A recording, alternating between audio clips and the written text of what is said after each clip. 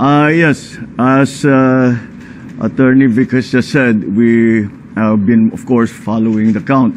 At ganun na nga, as of this hour, 98+% have already been counted at ang bilang ng boto ko ay nasa 31 million plus.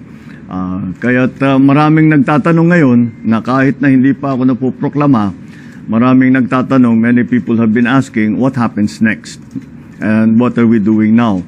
Well, right now, syempre, we have to, ang intention ko is to hit the ground running. Kung sakali man, matuloy ang proklamasyon later this month, ay kailangan nakahanda na tayo. So pinag-uusapan na namin ang mga appointment.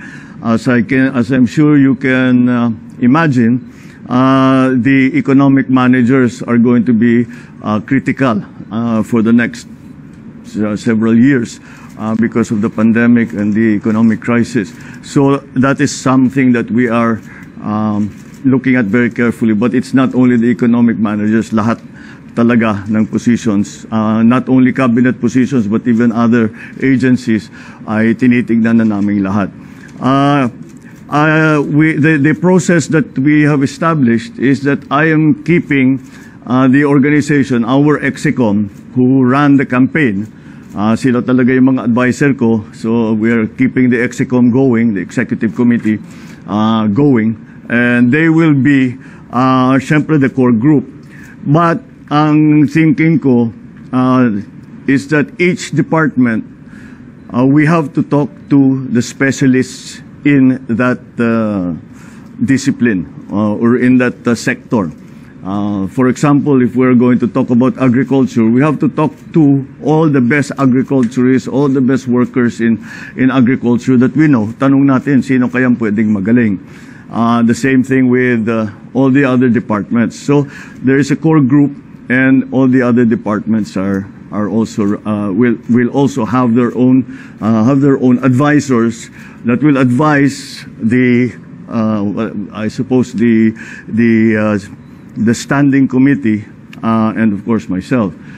So that is how the process has been established. Kaya actually bago kayo dumating, we were in there doing precisely that. I'm continued to be guided by, as I've said before, a competence and a willingness to work with the next administration. So we have removed, in our discussions, we remove immediately what their political leanings have been. Kung lumaban ba sa atin, kung sumama ba sa atin, that's not going to be part of the discussion. I'm also guided by the critical areas that we talked about during the campaign. So yun ang mga inuuna natin. Of course, it's the economy, prices, it's the price of energy, lack of jobs, education, infrastructure, all of these areas that are going to be critical in the next few years. So ganun ang aming ginagawa, and that has been the process. That has been the process so far. I'm also guided by the fact that 31 million of our kababayans have voted for unity.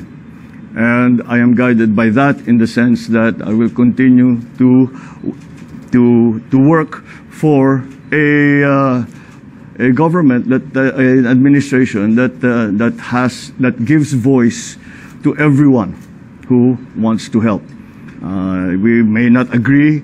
We may not in the end do, we might do exactly as they say, but whatever it is not important who the messenger is. The importance is going to be the message. In the next few days, I will be talking to you. Maka every day there will be something to announce because marami na talaga kaming ginagawa. So in the next few days, we will continue to keep you informed about what's going on. And I think I am already authorized by to announce the first nominee that we will be giving to the Commission on Appointments when the time comes, should I be proclaimed. And that is that our incoming Vice President has agreed to take the brief of Department of Education. So si Inday Sara, sabi niya tinanong ko sa kanya kung kaya niya yung trabaho dahil mahirap ang trabaho ng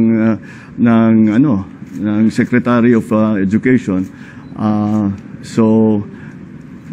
Pero nag-agree naman siya at palagay ko kasama na diyan dahil she is a mother and she wants to make sure that her children are well trained and well educated, and that's the best motivation that we can hope for. So that is the first announcement that I can make that has come out of this process. So again, it is 31 million. I know the counting is not over. It is not yet official, but I can always say, I always guided and I always look to the fact that 31 million of our countrymen voted for unity. 31 million of our countrymen have agreed to unify and help us unify the country. And those are the basic principles that we continue to follow. So I won't be taking any questions as I have very little more to announce. So thank you very much. Good evening. Thank you.